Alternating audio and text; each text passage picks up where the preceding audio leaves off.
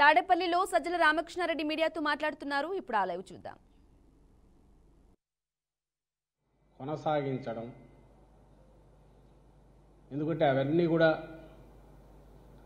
పేదల జీవితాల్లో మంచి మార్పు పెనుమార్పుకు దారి తీస్తున్నందువల్ల గట్టిగా పునాదులు బలంగా పడినందువల్ల ఇవి కంటిన్యూ చేస్తే వచ్చే 5-10 ఏళ్లలో మొత్తం రాష్ట్రం స్వరూపమే మారిపోయి ఒక అభివృద్ధిలో సంక్షేమంలో అలాగే మొత్తంగా ఒక అభ్యుదయకరమైన సమాజం దిశగా అడుగులు వేసే రకంగా మేనిఫెస్టో రూపుదిద్దుకుంది. మీరు గమనిస్తే అందుకే అదేదో సొల్లు హామీలు లేదా అందరం తాయిలాలని పిలుచుకునేవి ఏదో ఒకటి 10 4 అవతల వాడు 2 అన్నాడు కదా మనం 4 చేద్దామనే పోటీకి పోకుండా అదొక వేలం పాటలో ఉన్నట్టు నేను 1 ఇస్తానంటే లేదు నేను 2 ఇస్తానని పోకుండా పోటీకి పోకుండా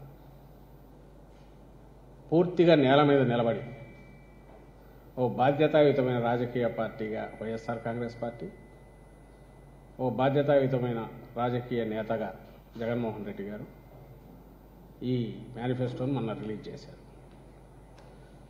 ఇందులో ఎక్కడ మన ఆర్థిక పరిస్థితిని మొత్తం బేరీజ్ వేసుకొని చేయగలిగిన దాంట్లో బెస్ట్ పాజిబుల్ ఏమేమి ఉన్నాయో అవన్నీ పెట్టాం. వాటిని అమలు చేయడం అనేది ఒక గ్యారంటీ కూడా అసలు అవసరం లేదు. ఆయన గ్యారంటీ అనేది అది చెప్పనవసరం లేకుండానే అమలు చేయగలిగినవి చెప్పడంలోనే, ఎందుకంటే అప్పటికే తెలుగుదేశం పార్టీ వాళ్ళ మినీ మహానాడు అంటే ఒక 6 నెలల క్రితమో 7 నెలల క్రితమో మొదలు పెట్టింది. ఒక 6 పాయింట్స్ కింద పెట్టేసి ప్యాకేజ్ 6 కిందనో ఏదో పెట్టేసి సూపర్ 6 అనే పేరుతో అనౌన్స్ చేసేసింది. సహజంగానే అబద్ధం ఎప్పుడు అందంగా ఉంటుంది. దానికి మరింత అందమైన ఇవి క్రియేట్ చేసి ఇవన్నీ మేము గ్యారంటీగా ఇస్తామని చెప్తున్నప్పుడు అధికారంలో ఉన్న పార్టీగా ఏ పార్టీ అయినా అయితే దాంతో పోటీకి పడకపోతే ఏమవుతుందో ప్రజలు అటు మొగ్గు చూపుతారనే ఉద్దేశంతో దాన్ని దాటడానికి ప్రయత్నం చేస్తారు. కానీ జగన్మోహన్ రెడ్డి గారు ఆ పని చేయలే. ఎందుకంటే తెలుసు, ఉన్న పరిస్థితి తెలుసు. ఆర్థిక సంక్షోభం కోవిడ్ తర్వాత ప్రపంచం మొత్తం కూడా కోలుకుంటోంది. మన రాష్ట్రం మినహాయింపు కాదు. అందులోనూ కోవిడ్ ఉన్నప్పుడు కూడా సంక్షేమ పథకాలు వదలకుండా కొనసాగించాం. అలాగే అభివృద్ధి ఎక్కడా ఆగలేదు. అసెట్స్ క్రియేషన్ జరిగింది. మొత్తం రాష్ట్రంలో అన్ని పరిపాలనా సంస్కరణల దగ్గర నుంచి, అభివృద్ధి పథకాల దగ్గర నుంచి, ప్రాజెక్టుల దగ్గర నుంచి, కొత్త ప్రాజెక్టుల వరకు అన్నీ కూడా ఏది ఆగకుండా శరవేగంగా కొన్ని ముగిసే దశలో అవి ఫైనల్ స్టేజ్లోకి వచ్చాయి. అది కంటిన్యూ చేస్తూనే వస్తున్నాం. బహుశా ఇది ఇలాంటి అరుదైన దృశ్యం ఇక్కడ ఆంధ్రప్రదేశ్లో మాత్రమే కనిపిస్తుంది. ఇంకా చంద్రబాబుకు సంబంధించి ఆయన అబద్ధాలు కానీ ఆయన తప్పుడు భాష్యాలు కానీ చెప్పుకుంటూ పోతే చాలా ఉంటాయి. జగన్మోహన్ రెడ్డి గారు అమలు చేస్తున్న దాన్ని చూసే ఇట్లయితే ఈ రాష్ట్రం ఆయన కానీ ఆయన్ని సపోర్ట్ చేస్తున్న ఆ ఎల్లో మీడియా కానీ రాష్ట్రం శ్రీలంక అయిపోయిందని గగ్గోలు పెట్టిన వాళ్ళు ఈరోజు దానికి 2 ఇంతలు ఇంకా దానికి మించి కూడా మీరు జగన్మోహన్ రెడ్డి గారు మన ఎక్స్ప్లెయిన్ చేశారు. తర్వాత కూడా చెప్తున్నాం. మేము చేస్తున్న ప్రధానమైన అభివృద్ధి పథకాలు, సంక్షేమ పథకాలన్నీ కలిపితే 70,000 కోట్లు అయితే దానికి ఇంకొక 80,000 కోట్లు అప్పటికే చంద్రబాబు నాయుడు గారు అనౌన్స్ చేసిన వాటిని అమలు చేస్తే స్పెండ్ చేయాల్సి వస్తుంది. దాని మీద ఇప్పుడు మేనిఫెస్టోలో ఇంకా పెంచినట్టున్నారు. ఇంకా కొన్ని ఎడాపెడా ఎలాగో ఇవ్వనివి కదా, ఏమున్నాయి అమలు చేయం కదా అనే ఉద్దేశంతో చంద్రబాబు నాయుడు పెంచుతూ పోయినట్టుంది. అవి కలిపితే ఇంకో 20,000 కోట్లు పెరగొచ్చాము. అంటే 70,000 80,000 కోట్లు కాస్త అది 1,00,000 కోట్లు కావచ్చాము. సో ఆ లెక్కన ఆ రోజు మేము అనుకున్న 1,50,000 కోట్లు లేదా ఒక 20,000 కలిపితే 1,70,000 కోట్లు ఎక్కడి నుంచి తెస్తాడు? నీ బడ్జెటే లేనప్పుడు నువ్వు ఎక్కడి నుంచి తెస్తావు అని అంటే దానికి ఆదాయం లేదు. ఇంకొక క్వశ్చన్ కూడా వచ్చింది. 14 లక్షల కోట్ల అప్పు చేశారు జగన్మోహన్ రెడ్డి గారని రోజు ఊదరగొడుతున్నారు. నిజంగా 14 లక్షల కోట్ల అప్పు వేయింటే అది కరెక్ట్ కాదని ఆయనకు తెలుసు. కాదని మేము చెప్తూనే ఉన్నాం. మరి ఇంత అప్పులో ఉన్నది నువ్వు వచ్చి నువ్వు ఇవన్నీ ఎట్లా అమలు చేస్తావు? దానికి ఆన్సర్ లేదు. ఎలాగో అమలు చేసే ఆలోచన లేనప్పుడు ఏముందని నువ్వు ఎడాపెడా చెప్తూ పోయిన అబద్ధాలు నమ్మి ఎవరైనా ఓటు వేస్తే ఆ తర్వాత ఆయన విశ్వరూపం ఎట్లుంటుంది, చంద్రబాబు పాలన ఎలా ఉంటుంది అనే వాటికి కూడా ఎక్కువ వెనక్కు తిరిగి చూడడం అవసరం లేకుండానే 14-19 మధ్య రాష్ట్రానికి 10 జన్మలు కూడా మర్చిపోలేనంత చేదు అనుభవం మిగిల్చాడు చంద్రబాబు నాయుడు 14-19 మధ్య చూస్తే. అది ఇంకా ఎవరు మర్చిపోలే. అయినా సరే ఆయన ఆ రోజు ఏమి చెప్పినా ఏమి అమలుకు చేయలేదనే విషయం అందరికీ తెలుసు. ఉదాహరణకు రైతు రుణమాఫీ 87,000 కోట్ల పైన అయ్యేది 5 ఏళ్లు ముగిసే టైంకు 13,000 కోట్ల నుంచి 15,000 కోట్లు ఎంతో అంతవరకే అంచెలంచెలుగా.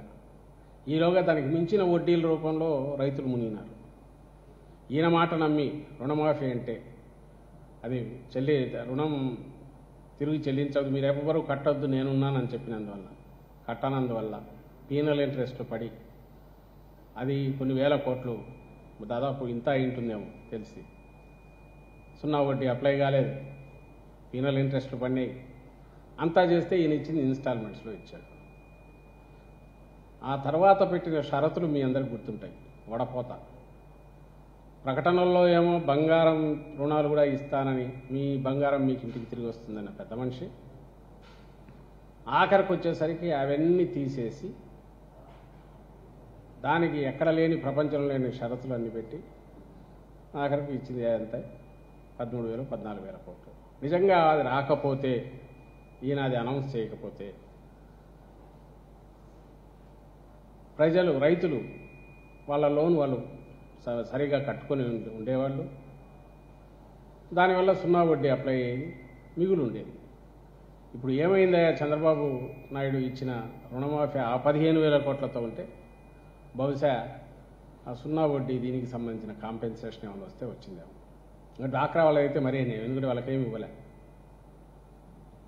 వాళ్ళది అప్పట్లో 14,000 కోట్లు ఎంతో ఉంటే అది మొత్తం రుణమాఫీ ఎవరు కట్టొద్దమ్మా అన్నాడు, కట్టించుకోలే.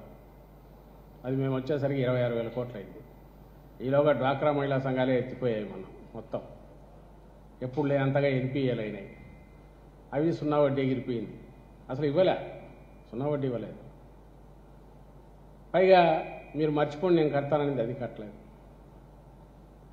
ఆఖరికి ఆ 26,000 కోట్లు జగన్మోహన్ రెడ్డి గారు ఇట్లా సొల్లు హామీలు ఇవ్వలేదు. ఆయన ఒకటే చెప్పాడు, నేను 4 దఫాల్లో అదే క్లియర్ చేస్తాం ఆ 26,000 కోట్లు అన్నాడు. అంతవరకు మీ ఏర్పాట్లు మీరు చేసుకోండి, అది మీకే డైరెక్ట్ ఇస్తా అన్నాడు. పూర్తి చేశాడు. అంటే చంద్రబాబు నాయుడు ఇచ్చే హామీ అమలు కానందువల్ల ఏదో వస్తుందనుకునేది రాకపోతే ఒక దెబ్బ అయితే, ఆ హామీ నమ్ముకొని ఏదో తమ బతుకులు తాము బతుకుంటే వాళ్ళకు వస్తున్నది కూడా పొయ్యి దాని మీద పైగా అప్పులు చేయాల్సిన పరిస్థితి రావడం అంటే అది గోడ దెబ్బ చెంప దెబ్బ అంటారు, 2 దెబ్బలు. ఆయన హామీని నమ్మితే ఏమవుతుంది అంటే కొంప కొల్లేరవుతుంది, బతుకులు దివాలా తీస్తాయి. మన మానాన మనం వదిలితే మన పని మనం చేసుకుంటాం, ప్లానింగ్ ఉంటుంది, దీన్ని ఇట్లా తీరుద్దామంటాం. అంతే ఇస్తామని ఎవడు పొరపాటున కూడా కట్టొద్దు నేను ఇస్తానంటే సహజంగానే దాన్ని నమ్ముకొని వెయిట్ చేయడం ద్వారా ఎంత దెబ్బ తగులుతుంది అనేది మన రాష్ట్రంలో అన్ని వర్గాల వాళ్ళకు, ఎవరైతే అర్హులైన వర్గాల వాళ్ళకు వాళ్ళందరికీ కూడా ఇది అనుభవం అయింది. ఉదాహరణకు ఇప్పుడే నేను ఈరోజు చూస్తూ మళ్ళీ ఇప్పుడు మేనిఫెస్టో గురించి చూసిన, ఈయన ఏం చేసినాడా అని చూస్తే ఇది చూడండి. ఈరోజు హామీలు సూపర్ 6 అని అడ్వర్టైజ్మెంట్ చూస్తుంటే నాకు గుర్తొచ్చాడు. ఇవి ఎక్కడ కూడా మీరు అర్హత ఏంటనే చెప్పడు. యువతకు 20 లక్షల ఉపాధి అవకాశాలు, నెలకు 3,000 నిరుద్యోగ భృతి. ఈ 3,000 నిరుద్యోగ భృతి అసలు నిరుద్యోగులు ఎవరు, ఏ బేసిస్ మీద చూస్తావు, నిరుద్యోగ అర్హత ఏమి పెడతావు, 3,000 అందరికీ ఇస్తావా? జనరల్గా సహజంగా ఏమనుకుంటారు, 10th క్లాస్ ఇంటర్మీడియట్ వాళ్ళు కూడా మేము నిరుద్యోగం కింద 3,000 వస్తుంది అంటారు. అలాగే కింద ప్రతి రైతుకు ఏటా 20,000 ఆర్థిక సహాయం. ఏ రైతులకు తెలియదు. సరే, మహిళలకు ఉచిత బస్సు ప్రయాణం, స్కూళ్లకు వెళ్ళే ప్రతి విద్యార్థికి ఏడాదికి 15,000, ప్రతి ఇంటికి ఉచితంగా కట్టినాడు. ప్రతి మహిళకు నెలకు 1,500. అంటే మహిళలందరూ అనుకోవడానికి అవకాశం ఉండేది. ఇంత వేగ్గా అందులో యువతకు చూస్తే, గతానుభవం చూస్తే 3,000 రూపాయలు నిరుద్యోగ భృతి అంటే 14లో ఈయన ఏం చేశాడయ్యా అంటే 14లో అక్కడ మీద కనీసం 1,000 నుంచి 2,000 వరకు అన్నాడు. సరే, ఎంతో ఇస్తారులే అని అనుకుంటే 14లో వచ్చినప్పటి నుంచి దాన్ని మర్చిపోయి మా నాయకుడు జగన్మోహన్ రెడ్డి గారు దాని మీద ఒకటే నిలదీసి ఇది చేస్తే మధ్యలో అసలు నిరుద్యోగ భృతి అనే పథకమే లేదని చెప్పి వాళ్ళ మంత్రి అచ్చెన్నాయుడు, ఇప్పుడు ఆ పార్టీ రాష్ట్ర అధ్యక్షుడు, ఆయన చెప్పి ఆ తర్వాత కూడా తప్పదు, ఇది చాలా మనం అందరికీ మేము చేసిన ప్రచారం, వైఎస్ఆర్సీపీ చేసిన ప్రజలందరికీ తెలుసు, దీనివల్ల ఇదవుతుంది అనుకొని ఇంకా ఆ తర్వాత పెట్టిన వడపోసుకుంటూ వస్తే 1,000 మందికి పైగా ఉంటే వాళ్ళు వడపోస్తూ ఫస్ట్ 10th ఇంటర్ పై ఎలిజిబిలిటీ లేదు, తర్వాత డిగ్రీ పాస్ అయి ఉండాలా, తర్వాత దానికి సంబంధించినంత వరకు అని 12 లక్షల మందిని ఇంతమంది అర్హులని తెలిసి ఆఖరకు వాళ్ళది కేవైసీ అని అది పెట్టి అవన్నీ చేసి ఆఖరికి ఎంతమందిని తీసుకొచ్చాడు, అది కూడా ఎన్నికలకు 3-4 నెలల ముందంటే 1,62,000 మందినేమో ఫైనలైజ్ చేశారు. దానికి కూడా ఫండ్ ఎంత పెట్టాడంటే 40 కోట్లు తూతూ మంత్రంగా పెట్టాడు.